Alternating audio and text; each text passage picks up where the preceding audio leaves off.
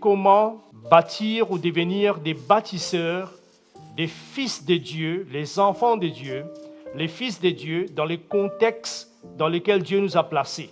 Qu'est-ce que Dieu nous a appelés à faire? Bâtir, c'est la volonté de Dieu. Jésus a dit, je bâtirai mon église, n'est-ce pas? Et rappelez-vous que l'église, ce n'est pas un bâtiment, c'est nous. Et il va bâtir son église, donc il va nous bâtir. Et nous savons très bien que Jésus ne bâtit pas directement. Il utilise des gens. Il les utilise dans des domaines différents pour bâtir.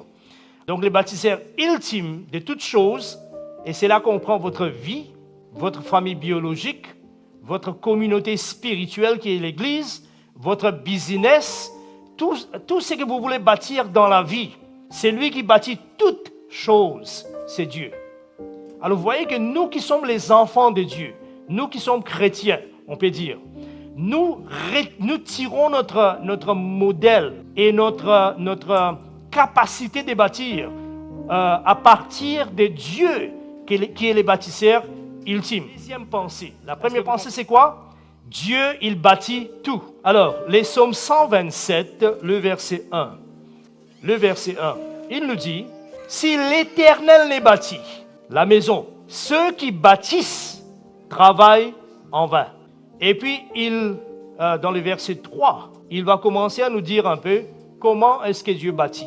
Alors il dit, voici des fils créés à l'image de Dieu. Nous avons vu que Dieu est les bâtisseurs et il a introduit les fils qui bâtissent. Maintenant que nous sommes créés à l'image de Dieu, nous avons cette capacité en nous de bâtir quelque chose. Elle-même, Huios et Ben, tous les deux en grec et hébreu, signifient c'est lui qui bâtit la maison de son père. Quand nous regardons les mots fils, parce que les Juifs pensaient que leur vie va s'étendre après la mort dans la vie de leur fils. C'est eux qui vont bâtir la famille dans le futur. C'est comme ça que le mot Ben a été toujours utilisé. Et le mot Huios a été toujours utilisé. Parce que quand vous regardez un fils, vous voyez le futur. Et quand Dieu nous regarde, qu'est-ce qu'il voit? Le futur de son royaume. Dans 2 Timothée 3,10, Paul parle avec son fils Timothée, qui est fils dans la maison que Dieu l'a placé. Il dit, pour toi, tu as suivi de près mon enseignement. Deuxièmement, ma conduite, ma façon de me conduire, mes voies. Troisième, mes résolutions, la façon que je décide, les choix que je fais. Ma foi, la foi c'est cette démonstration des qualités de la vie dont il est en train de vivre. C'est pas la foi de croire, mais sa foi. Et il dit encore, ma douceur, la façon que je traite les gens, la façon que j'agis, comment l'amour sort avec une certaine sérieuté certainement.